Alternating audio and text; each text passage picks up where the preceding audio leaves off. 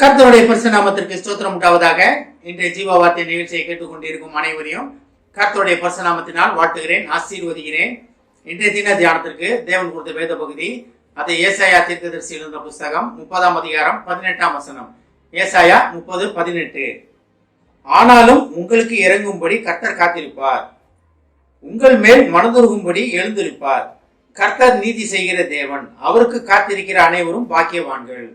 இன்றைய தினம் இதை கேட்டுக்கொண்டிருக்கும் அனைவர்கிட்டையும் தேவன் சொல்ல ஆசைப்படுகிற, கர்த்தர் சொல்ல ஆசைப்படுகிற ஒரு காரியம் என்னவென்றால், உங்களுக்காக நான் காத்து கொண்டிருக்கிறேன், உங்களுக்காக நான் காத்து கொண்டிருக்கிறேன் என்று தேவன் கர்த்தர் நம்மகிட்ட சொல்ல ஆசைப்படுகிறார்.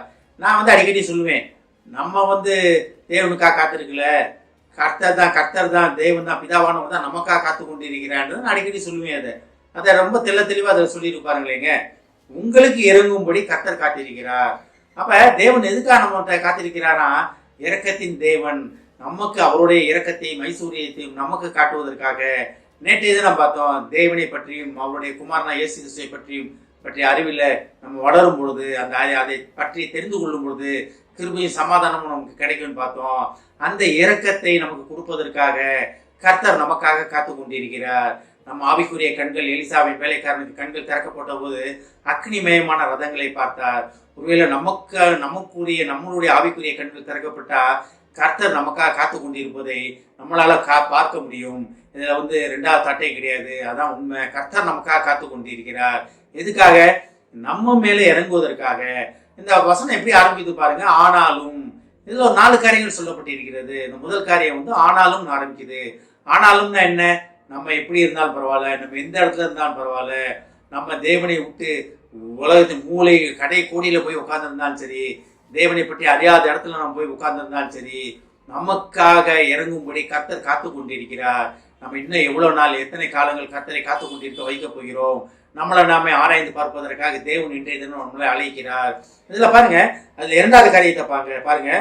உங்கள் மேல் மனதுருகும்படி கர்த்தர் எழுந்திருப்பார். அப்ப தேவன் கர்த்தர் எழுந்துட்டார். எங்க இருந்து? மரித்தோரிலிருந்து உயிர்த்தெழுந்தார். எதுக்காக? நம்ம மேல மனதுருகும்படி. இரக்கத்தின் தேவன், மனதுருக்கத்தின் தேவன், நம்ம மேல மனதுருகும்படி அவர் எழுந்திருப்பார். எழுந்து நமக்காக காத்து கொண்டிருக்கிறார். நமக்காக காத்து கொண்டிருப்பதற்காகத்தான் மரித்தோரிலிருந்து எழுந்தார். அவர் சகல காரியத்தை மரித்தோர் செஞ்சு முடிச்சார். ஆனாலும் அவர் நினைத்தது நடக்காதனால்தான் மரித்தோரிலிருந்து திருப்பி எழுந்து நமக்காக இன்னும் காத்து கொண்டிருக்கிற தேவன். அதுல 3வது காரியத்தை பாருங்க. கர்த்தர் நீதி செய்கிற தேவன். அப்ப கர்த்தர் நீதி செய்கிற தேவன், நீதியுள்ள நியாயாதிபதி. இந்த காரியங்கள்லாம் நம்ம புரியாம நம்ம பாட்டு நம்ம இஷ்டத்தின்படி நடக்கும்போது, நியாய தீர்ப்பின் நாள்ல நீதியுள்ள நியாயாதிபதியாக அவர் சிங்காசனத்துல அமரும் பொழுது அங்க இந்த கிருபையும் இரக்கமும் நடக்காது. அங்க கர்த்தர் நமக்காக காத்து கொண்டிருக்க மாட்டார். மனதுருக்கத்தின் தேவன் நமக்காக எழுந்திருக்க மாட்டார். அங்க நீதியின்படி நியாயம் செய்கிற தேவனை தான் நம்ம அங்க பார்க்க முடியும். அங்க போய் தெரியாம பண்ணிட்டேன், மன்னிச்சுக்கீங்க, அதெல்லாம் அங்க நடக்கவே நடக்காது. நம்ம உலகத்துல நம்ம இருக்கும் போது அந்த காரியத்தை நம்ம சரி பண்ண வேண்டும். தேவன் நமக்காக காத்திருக்கிறதை நம்ம புரிந்து கொள்ள வேண்டும். தேவன் நமக்காக மனதுருக்கத்துடன் இருப்பதை நம்ம அறிந்து கொள்ள வேண்டும். ஏன்னா அவர் நீதி உள்ள நியாயாதிபதி. நியாய தீர்ப்பின் நாள்ல அந்த நீதி நியாயம் எதுவுமே செல்லாது. ரைட்டா தப்பா, இது 2 இதுல தான் நம்ம நடந்தாகணும். அங்கதான் அது நடக்கும். அது நம்ம இஷ்டத்தின்படியெல்லாம் ஒண்ணுமே நடக்காதங்க. நீதியுள்ள தேவன் தான். நம்ம அதை புரிந்து கொள்ளும் வரைக்கும், நம்ம புரிந்து கொள்ளாம கடைசி வரைக்கும் இருந்தோம்னா நியாய தீர்ப்பு நாள்ல தண்டனைக்கு, அதாவது நீதிமன்ற கை கொடுத்தாலும் தண்டனைக்கு தப்பான அப்படின்னு நம்ம படிக்கிறோம். அந்த காரியங்கள் நடக்கும். அது தேவனுக்கு பிரியமில்லாத காரியம். கடைசி 4வது ஒரு காரியத்தை சொல்றாரு பாருங்க.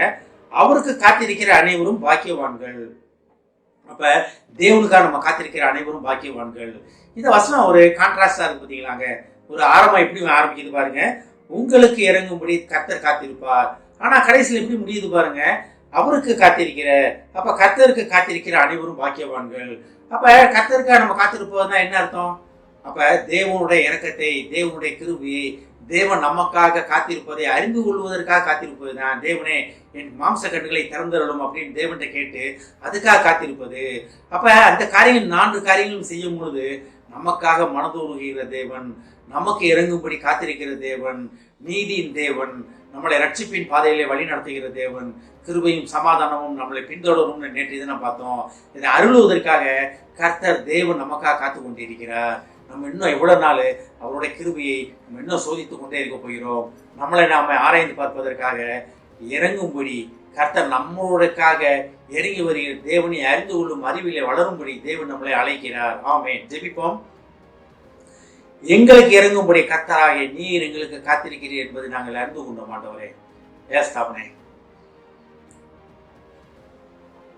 நீர் எங்களுக்காக காத்திருந்து எங்களை ரட்சிக்கும்படி நீர் எங்களுக்காக காத்திருப்பதற்காக நன்றி நன்றி நன்றி தகப்பனே.